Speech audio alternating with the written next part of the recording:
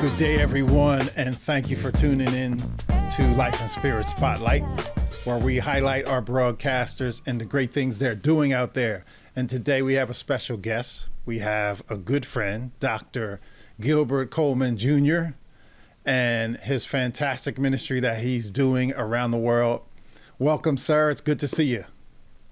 Hey, good afternoon, Ed. And man, what an absolute delight and an honor it is for me to be able to be on with you and with all the NASCA family. We appreciate it. We appreciate what you've done and the things that you are doing. For those who don't know you, give us a little bit about yourself and your spiritual journey that you're on right now. Man, well, I'll tell you what, it'll take this broadcast and the next one to be able to do all of that.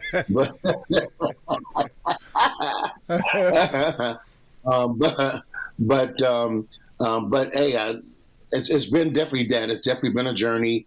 Accepted Christ when I was 6 years old, and strayed away from the church for a while. I had to go into the military, and after coming out of the military, I had been introduced to the music industry, and so I was in the music industry for about 13 years of my life, and got into a place though to where things were just not really faring so well for me, even though I had enjoyed some mild success in the music industry, but then.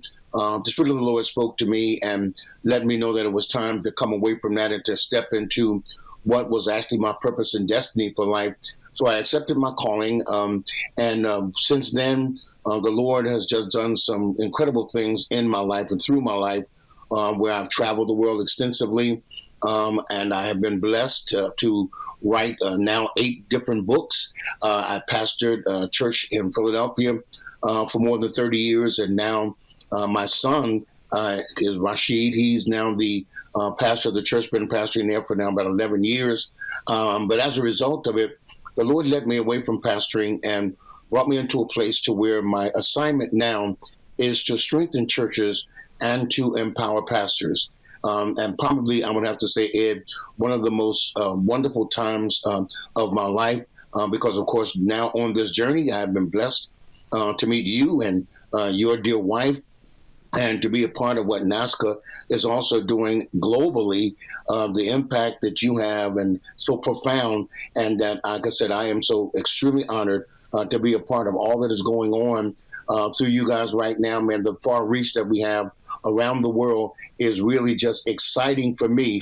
And so trust me, that's why I said I'm honored to be able to be on here with you today. And I hope that kind of covered the scoop of things. That is nothing more than the Reader's Digest version, that's for sure. I hear you, sir. Well, you're so accomplished and so humble that's one of the reasons I respect you so much. And there's so many people who have been affected and touched by your ministry, by your spirit, by your knowledge and your wisdom. I know that one of the things that is dear and near to your heart is your men's ministry. And yes, it is. Transforming the minds of men has been so powerful throughout the years. You've written a book, you've held conferences. Tell us about what led you to start that ministry and how it's affected some of the people that you've talked to. And just toward I would say, the first few years of ministry for me as a pastor. And one of the things that I noticed was that there were always conferences and conclaves and workshops and seminars that were always available for women. And men basically had nothing that they could attend. In fact, probably one of the most startling statistics of even today's postmodern church is that 67% of our churches are largely female. And so there is, without a doubt, a pronounced absence of men in our churches. And so, as I said in the beginning of my ministry there at Freedom, I knew that there had to be something that we could do to engage men and to let them also realize that they had worth and they had value, and that the Lord needed their presence and, their presence and also their input. And so the Lord led me to begin a men's Bible study. There was a gentleman by the name of Jim Turner there in Chester, Pennsylvania, who came to the church. He was working for WDAS, one of the radio stations in Philadelphia at that time. Pardon me. And when Jen came to me, initially he wanted us just to be able to do a broadcast on their station centered around our church service. When he got there that evening to meet with me, just so happened that was the men's Bible study as well. And he sat down in the office with me, and he was mesmerized because he said to me, he said, "Ma'am, what in the world are you doing?" And I really didn't understand the question initially. So he said, "What are you doing?" I said, "Well, I'm just talking to you right now, of course." But he said, "No." He said, "All these men that I see here in this church," and he said, "I have not seen one woman before I saw all these men." He said, "What are you doing?" I said, "All that we did was just give them a platform, because one of the things that men desire greatly is to have a place to where they can feel secure, where they can feel free, and also a place where they can express themselves about themselves without criticism." And so I established it. So he said to me, "Look," he said, "would you consider this? Would you consider doing a broadcast on our station just for men? Pray about that." And he said, "Let's do it just for men." I said, "Well, look, I don't even have to pray about that at all." I said, "Let's do it." And from that meeting, Transforming the Minds of Men was birthed. And what was so unique about it, Ed, also at that time, is that I later discovered that there was not another men's broadcast like that in the entire nation. And so I thank the Lord that I was able to capture the hearts and minds, if you will, of an entire nation at that time. And we were on for a number of years until some years later, WDAS sold the station. When they sold the station, they didn't keep our broadcasts on. But nonetheless, Transform the Minds of Men has continued to survive. And even right up until today, we have a men's breakfast that I do and host every month, once a month at Freedom Christian Bible Fellowship. And do that once a month. And man, getting men still coming. And as you said, men's lives that have been totally transformed, men who have been hurting, broken, fatherless, hurting, man, in pain, not really ever thinking that they had worth or purpose or value. And as a result of it, this ministry has helped to lift up men. And I'm seeing families restored, seeing men become whole again, and also seeing men actually step up and realize that there was so much more for them to do than just holding down a job and paying bills. Well, I know Jim, he's a good guy. And as a matter of fact, we know that the men's segment is a neglected segment in the church to some degree, right?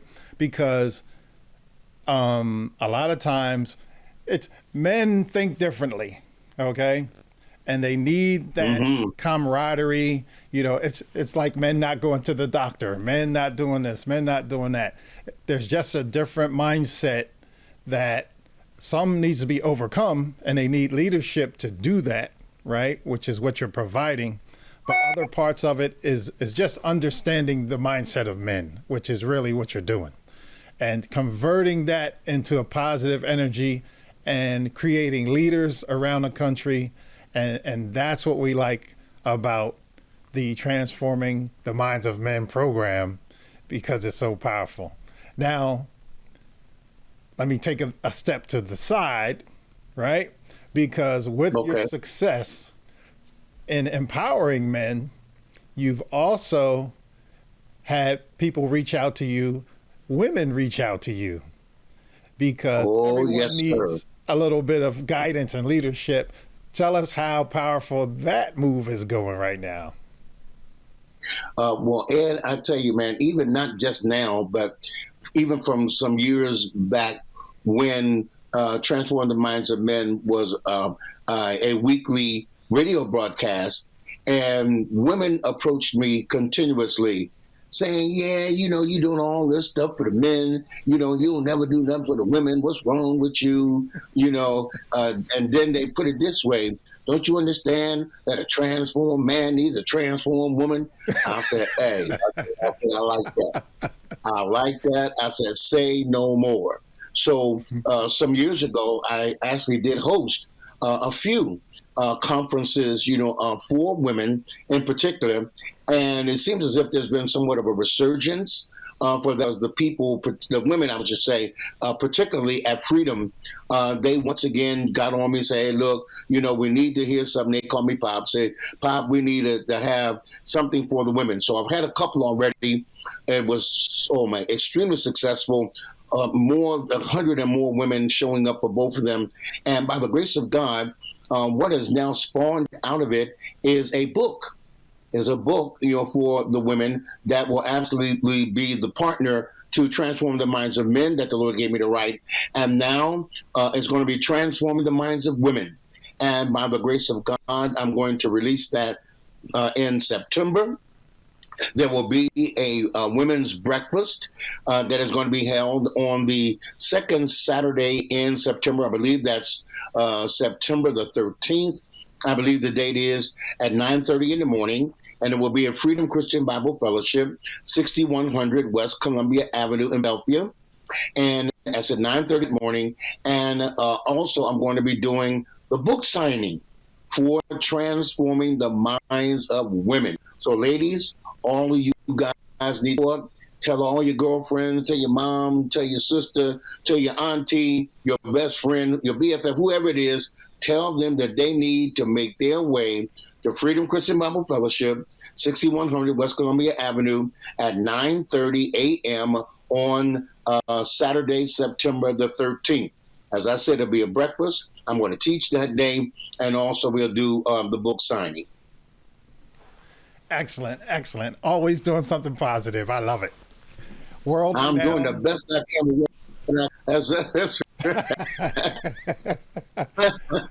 You're always on the move. It's hard for me to catch up with you because you're either here, there, everywhere, doing the work of the Lord, and we love it. Well, that's also a vice versa situation, sir.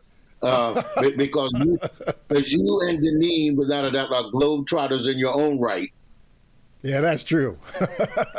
But we always come back together and make something good happen. I appreciate you. Amen. Sir. Amen.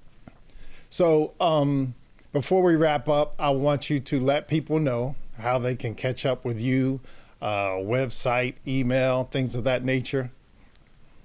Well, my website is gilbertcoleman.com, real simple, gilbertcoleman.com. Okay, and then also I'm on all of the social mediums, IG, I'm on TikTok, that's at Gilbert Coleman 956, and I'm also on Spotify as a result of my beloved brother Ed has gotten me on Spotify to make sure that you can get content on Spotify each and every day. And then also I'm now on YouTube. So you can go to YouTube and just put in Dr. Gilbert Coleman, and you'll be able to find messages that I've taught there that undoubtedly will bless you tremendously. On the website, also, there's all the books that the Lord has blessed me to write, except right now the new book is not up yet. But also all the other books are Amazon, Barnes and Nobles, or wherever books are sold, you'll be able to go and find all of the things that the Lord has blessed me to author as well. Beautiful, beautiful. Well, I want to suggest to all of our viewers and listeners around the country for Life and Spirit radio, TV, and all the podcasts is to dig in to Dr. Coleman's content. It will enlighten you, it will educate you, and it will inspire you. And definitely follow him on social media because there's always something good popping up. I like the little pieces that you're doing now, little nuggets that can carry people throughout their day. So I just want to thank you for coming on for the spotlight, and we will hear from you again. And everyone, do not forget, tune in to lifeandspiritonline.com and enjoy this great broadcaster as well as others. Thank you, sir. Hey, thank you so much. It has been an honor. Appreciate it, man. All right, sir. Have a great day. You too now.